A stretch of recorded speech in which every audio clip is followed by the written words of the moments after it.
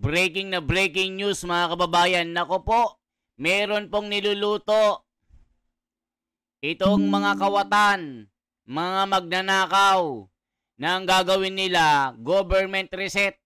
Ang gagawin daw nila mga kababayan, si BBM daw ay magre-resign. At ang gagawin nila, kukuha sila ng caretaker. At ang ipapalit si Ramon Ang. Nako po mga kababayan, ito na ang sinasabi natin. Nasaan po yung bounds of the law? If ever the president resign, sino po yung successor? Syempre automatic, yung vice president.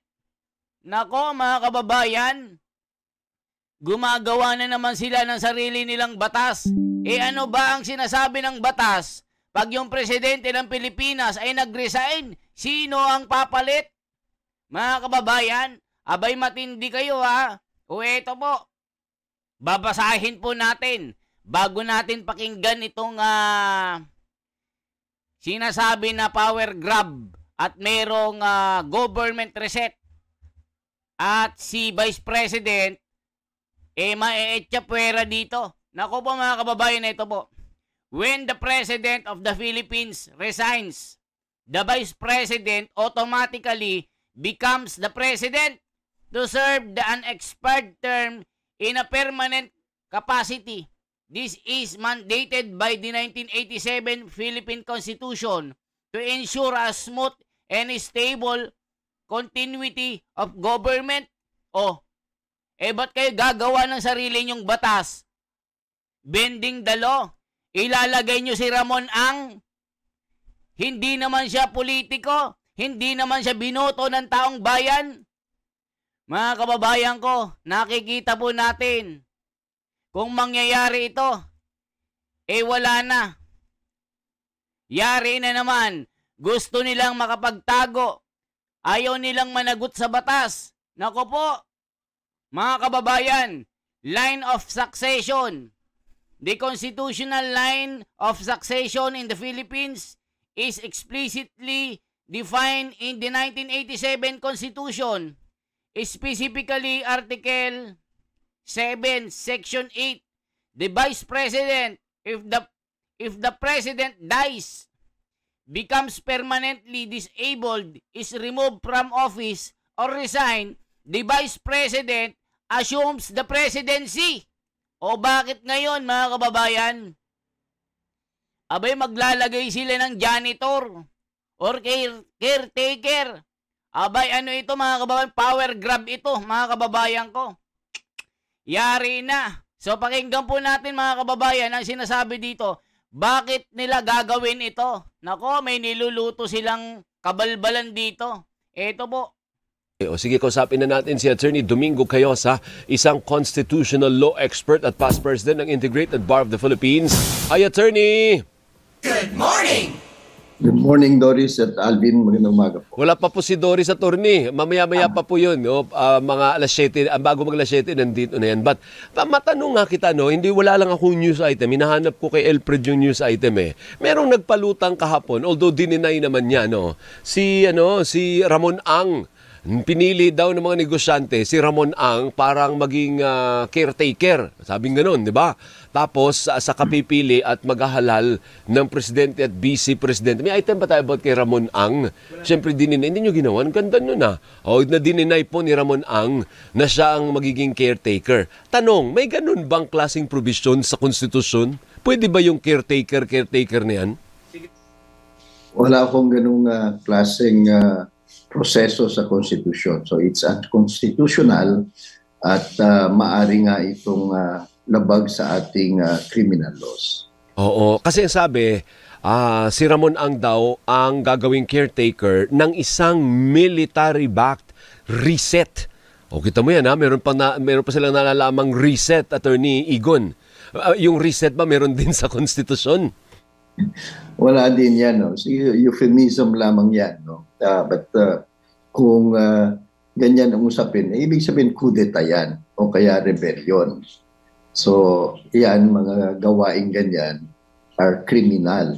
Merong special law that punishes coup d'etat, meron ding revised penal code that punishes rebellion. At wala akong reset, walang civilian military junta, walang caretaker government provision sa ating konstitusyon. Malinaw ho ang succession provisions ng ating konstitusyon at dapat yun ang susundin kung meron mang bakante or inability sa mga matataas na posisyon sa ating gobyerno. Not O kita nyo mga kababayan, automatic po na yung Vice President na si Inday Sara ang papalit. Hindi yung sinasabi nila mga kababayan na caretaker na si Ramon Ang. Diyos ko mga kababayan. Ito ang sinasabi natin. Ayaw nilang umupo si Sara Duterte. Nako po mga kababayan, matindi po ito. May umuugong kasi na destabilization mga kababayan. Tapos ang gagawin nila, may military junta. Nako po mga kababayan, gusto nilang ipalit si Ramon Ang. Yan daw ang gusto ng mga negosyante. Nako po. Nako. even yung naunang suggestion dati na mag-resign kayong lahat, mag-resignin natin lahat ang nasa line of succession, yan, may provision ba sa Constitution what happens if the 5 officials na nasa line of succession ay matanggal? Meron naman, no? Yung panawagan na mag-resign ang sino man, no? Presidente down to the lowest public official, karapatan naman yan ng taong bayan na disgustado o kaya galit o kaya nakikita nilang hindi nila nagagawa ang kanilang trabaho. So there's nothing wrong with a call to resign, no? Mm-hmm. Kasi voluntary naman yan sa parte nung magre-resign. So kung sakasakali nga na maniwala sila, tatalima sila dun sa panawagang mag-resign at sabay-sabay silang mag-resign, yung President at Vice President, sa ating konstitusyon meron namang succession, yung Senate President o kaya yung Speaker of the House, no? Ang tatayo mo hindi po kung lahat po nag-resign nga po, yung halimbawa yung lima lang naman po sila o 4 lang pala sila, no? Yung nasa line of succession. Kasi hindi naman kasali yung Chief Justice, hindi ho ba, attorney? So kung nag-resign yung 4 na yon, anong mangyayari sa atin?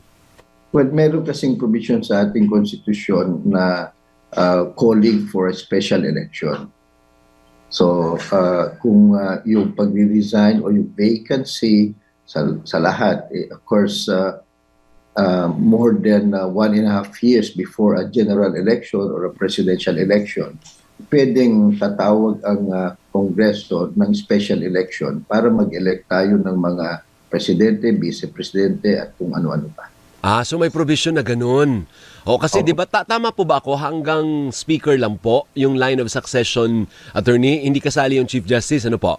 Hindi ho kasama yun ayon sa Constitution hanggang sa speaker lang. Pero hindi natin po problemahin kung mag-resign ng Senate President kasi Senate itself will elect their Senate President. Ganun din ho ang Speaker of the House. So you don't need a special election for them kasi yung upper house at lower house, sila na ang bahalang mag-elect kaagad ng kapalit ni speaker. So, malabong magkakaroon ng vacancy yun ng matagal. So, habang nagkakaroon tayo ng special election for President and Vice President, yung Senate President ang maaring umupo. Okay. Tama. So, ibig sabihin, pag nag-resign man yung Senate President, meron pa rin namang papalit dahil ihala lang naman ng mga miyembro nila. So, parang lumalabas, walang katapusan na merong uupong Senate President o Speaker.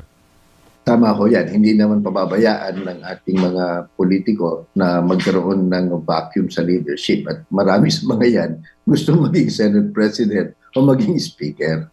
Oo nga, tama yun. Ano po? So sa ating mga kababayan na although in fairness kay Ramon Ang, nag-deny naman po siya kaagad. Sabi niya wala pong ganun. So maaring ito, attorney, ay parang panlinlang lang din, panggulo, pang-distract lang din sa ating mga kababayan yung nagpalutang nung caretaker at military-backed reset.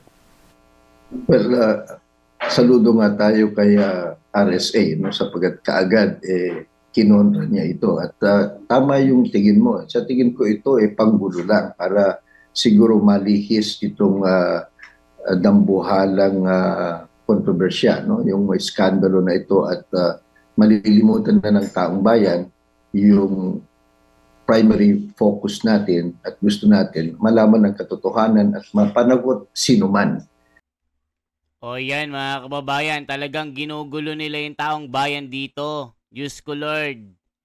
Eto, ugong ng destabilization mga kababayan. Meron na naman. Nako po, Diyos ko Lord, anong ginagawa ng mga ito? Check po natin mga kababayan na anong sinasabi dito sa video. Merong destabilization na nangyayari. Eto po. Security Council o NSC, mahigpit na minomonitor ng National Security Council o NSC ang mga usapin kaugnay ng umano'y destabilisasyon sa pamahalaan. Kasunod dito ng iba't ibang pangyayari sa bansa gaya ng sunod-sunod na kilos protesta na nag-ugat sa maanumalyang flood control projects at mga awayan sa politika. Ayon kay Assistant Director General Cornelio Valencia, tagapagsalita ng NSC, patuloy nilang binabantayan ang mga pangyayaring ito, ngunit wala pa naman aniyang dapat ipag-alala pagdating sa seguridad ng bansa. Aniya ang mga ugong ng destabilisasyon na nag-uugat sa interes politikal ay unti-unti nang humuhupa. Well, yung nangyayari na ganyan is we know naman na it is more of the political interest, di ba? So, we have seen that it has died down. So, we continue to monitor naman in NSA. It is always a concern, but we've seen things are improving. So, yan mga kababayan. Nako po, grabe ito. Ano na ang gagawin nila, mga kababayan? Kasi nga, itong revelation kay BBM ay ayaw magpa-hair follicle test. Duda na yung taong bayan, mga kababayan. Nako po. So, i-check po natin dito. Itong si mga kababayan, i-check po natin ha. Merong magaling na dito, political analyst dito. So, i-check po natin anong masasabi niya dito, mga kababayan. Bakit ayaw ni BBM na mag-hair follicle test? Ito po. Matindi po ito mga kababayan, kaya ito, nagkakagulo ang Pilipinas. Gustong malaman ng taong bayan kung talagang si BBM dito. Binabalita lang natin ito mga kababayan na ito po mga kababayan ko. Talagang binakbakan si BBM dito. Bakit ayaw magpa-hair follicle test? Ito po. Si po ito, si Banat Bay po ito Papakinggan po natin.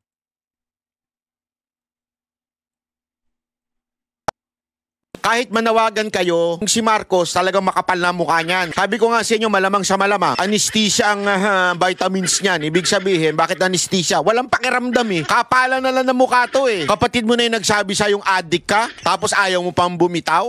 Kapalan na ng mukha to. Kaya naniniwala ko, hindi yan, kahit sa ilang beses yung panawagan ng hair follicle, hindi na magpapa-hair follicle yan. Pangalawa, hindi na natin kailangan ng hair follicle. Ayan na mo po mismo yung kapatid na nagsasabing, ako, nakita ko, naglilinis ka ako ng mga droga Pagkatapos niya bumatak, naglilinis nga ako. Yan is enough evidence. Why? Kasi witness siya Yan ay resibo na. Hindi mo na kailangan ng hair follicle para i-confirm. Ito, witness na mismo. At yung witness, hindi yan witness na opposition, hindi yan witness na kalaban sa politika, hindi yan witness gwardya, o di kaya witness taong bahay, o yung tawag yung tumutulong sa bahay. Hindi ho. Yung witness ay yung kapatid. Kahit manawagan kayo, si Marcos talagang makapal na mukha niyan. Sabi ko nga.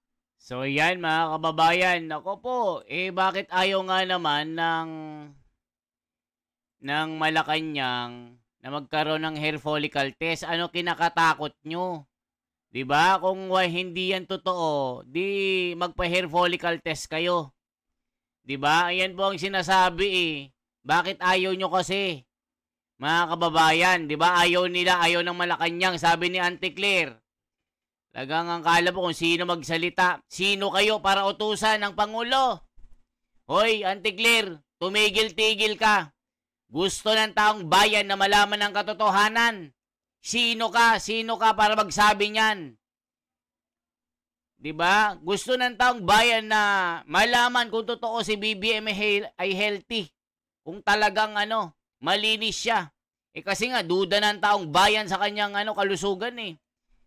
Mismong kapatid na niya ang nagsabi na talagang may bisyo siya. Ba't ayaw niyong magkaroon ng medical test ulit? Di ba mga kababayan? Anong sinasabi ng mga komento dito? Check natin na.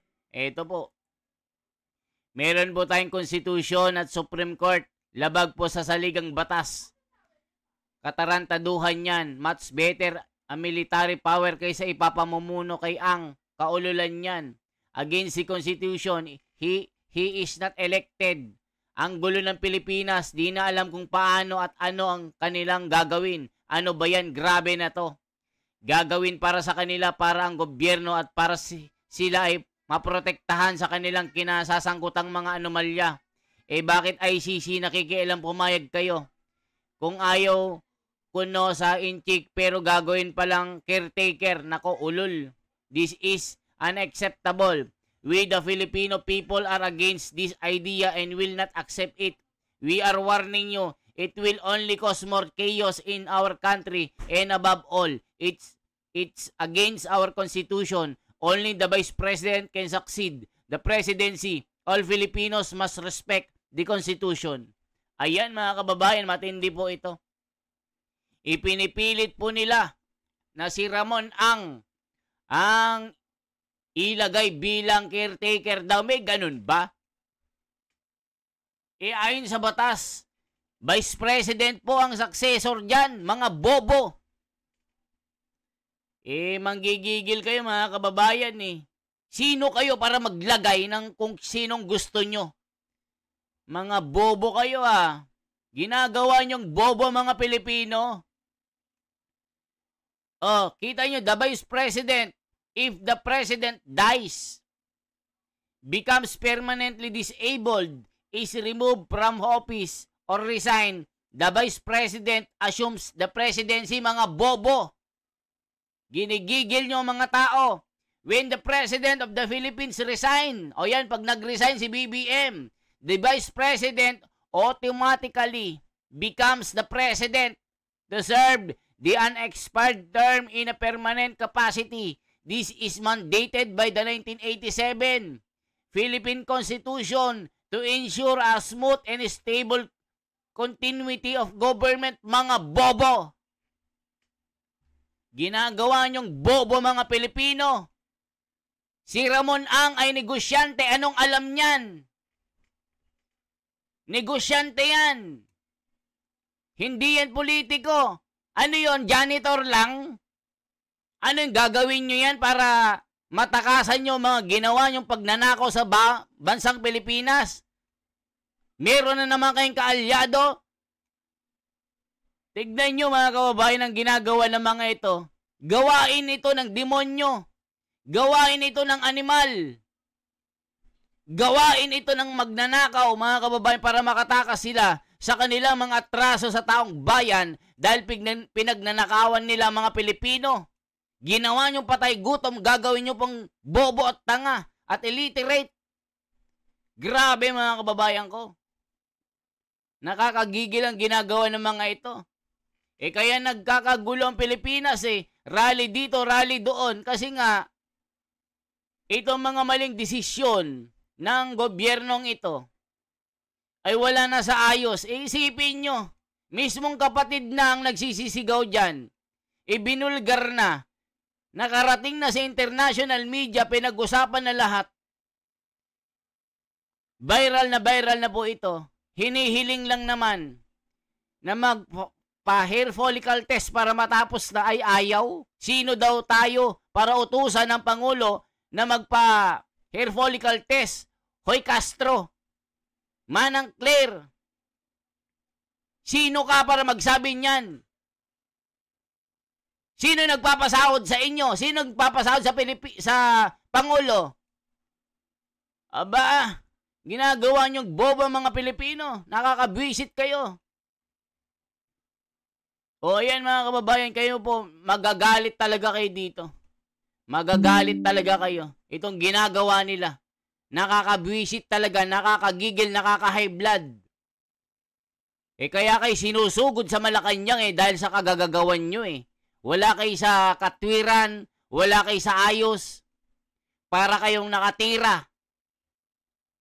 Para kayong mga baliw kung mag-isip. Binabaluktot nyo ang konstitusyon. Ramon Angin lalagay nyo, caretaker, nasaan ang batas doon? Bending dalo na naman. So yan lamang po ang aking bahagi. Isang like at isang share at isang subscribe. Salamat po mga kababayan. Mabuhay.